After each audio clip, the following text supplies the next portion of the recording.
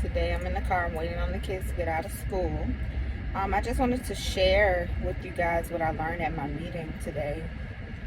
Um, in the beginning of the meeting, my 12 o'clock meeting, we all introduce ourselves. We say our names and we say that we're alcoholics.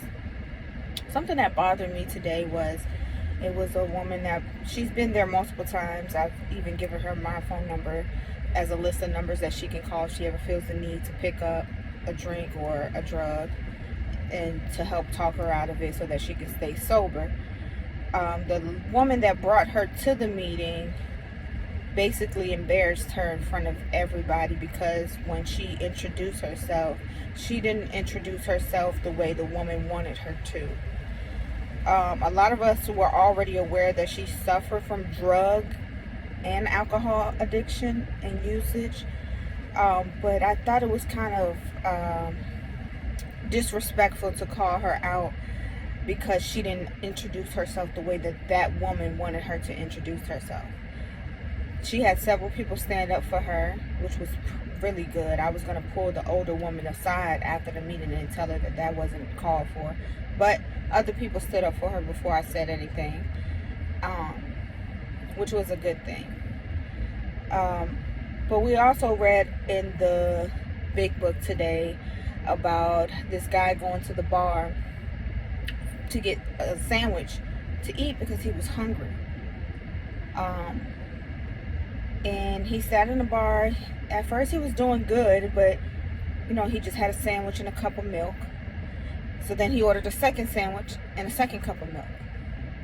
And as he was sitting there, he was thinking to himself, I have food in my stomach, I'm drinking milk. It wouldn't be a bad idea to add whiskey to this. So he asked for a shot of whiskey to add to his milk because he thought it was okay to do that. In that story, I took several things from it. One, he wasn't ready to stay sober. He wasn't ready. He wasn't ready to accept the higher power to help him get to where he should be. Two, he thought that it was a good idea to put whiskey in the milk, and that wasn't a good idea. He should have fought the urge to do that. But like I said, he wasn't ready.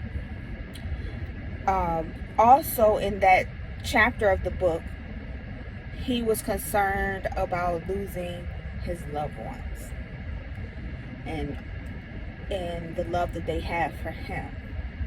That was my wake-up call when I felt that I was going to lose loved ones.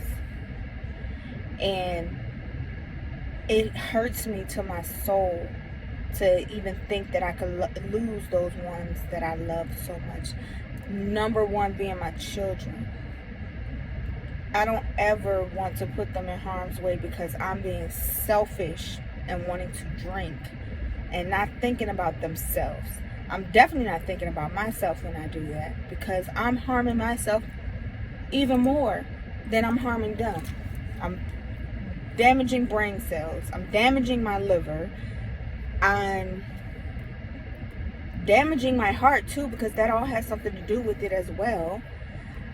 And I can't do that, especially if I want to do so many things for them in life and raise them to be good people. And who knows, they may be able to function and have drinks when they get older. And if they can't, I'm going to be here for them and push them if they do get into that situation that I'm in. And I'm not going to be ashamed of them or talk down on them, because when you do that to people that are trying to get the help that they need, it makes them want to not do it. Not using that as an excuse, but it does. It makes them say, hey, what's the point of me getting sober if people are just going to keep bringing me down?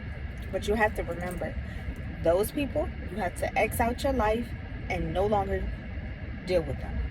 Think about the people that you're doing it for.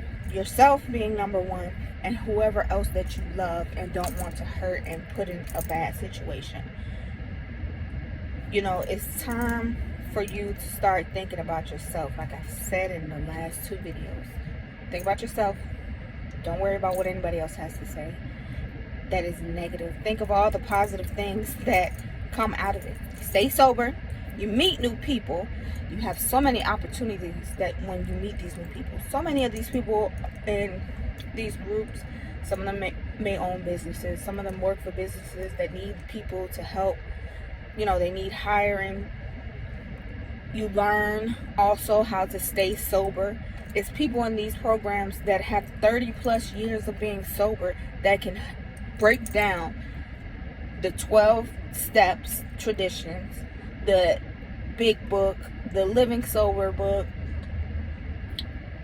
getting in touch with your higher power, coming to meetings, letting you know how good it makes them feel to be there and be sober and know that, hey, I don't need a drink. I don't even think about that anymore. I just come here because I can connect with other people. It makes me feel good.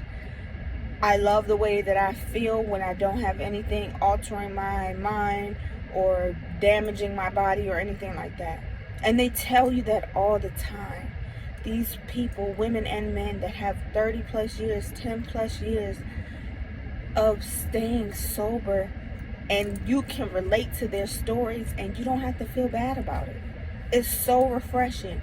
It's so good to know that it's other people out there that really do understand you and really do want to help you and really do want to see you do good.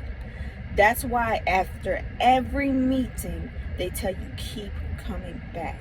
Because once you keep coming back and you start to get in touch with your higher power and you start to really understand the literature that is discussed during these meetings and the stories that these people have to share of what they went through, it helps. It makes you say, hey, yeah, I don't want to do that anymore.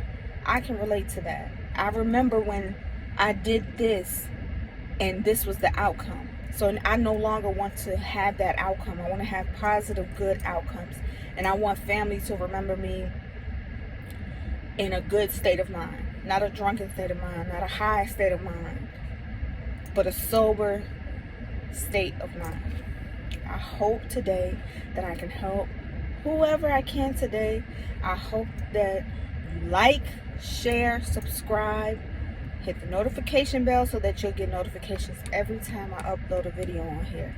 Like I said again, please share with somebody. We don't know who we can help today to help them not pick up that first drug, that first drink, and make them put it down so that they can live longer and live a happy, sober life. This is what my channel is about. I thank you guys for listening today. Remember, safe place. Bye.